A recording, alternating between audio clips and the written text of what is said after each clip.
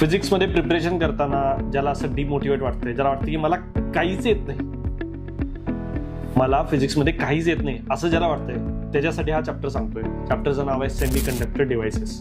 सुरुवात या चॅप्टरपासून करा, मोटिवेट वाटेल, मला फिजिक्स येतंय अशी भावना येईल. 4 ते 5 आर्टिकल आहेत, 99% थेरॉटिकल क्वेश्चन येणार.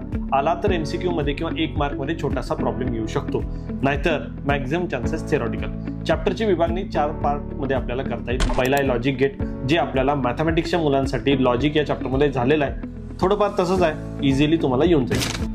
त्याच्यानंतर पुढचा पार्ट येतो ट्रान्झिस्टर, महत्वाचा आहे. एकुलतं एक डेरिव्हेशन आहे आणि त्याच्यावरच्या एक्सरसाइजमध्ये 3 प्रॉब्लेम आहेत, तिन्ही प्रॅक्टिस करा, महत्वाचे आहेत. त्याच्यानंतर आपल्याला स्पेशल पर्पज डायोड दिले, zener diode, LED, photo diode, solar sale.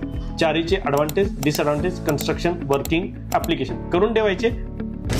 काहीतरी यातलं विचारणार कन्फर्म, 1 ते 2 मार्काला. आणि शेवटचा पार्ट राहिला रेक्टिफायर, हाफ वेव्ह रेक्टिफायर, फुल वेव्ह रेक्टिफायर. मित्रांनो, एवढा चॅप्टर आहे. ज्याला फिजिक्स काही येत नाही त्यासाठी पुन्हा सांगतोय, इथून सुरुवात कर, फिजिक्स आवडायला लागेल. चॅप्टरचं नाव सेमीकंडक्टर डिव्हाइसेस आणि हे तुमचे IMP question. Academy app JEE, NEET, MST CET च्या प्रिपरेशनसाठी आजच डाउनलोड करा.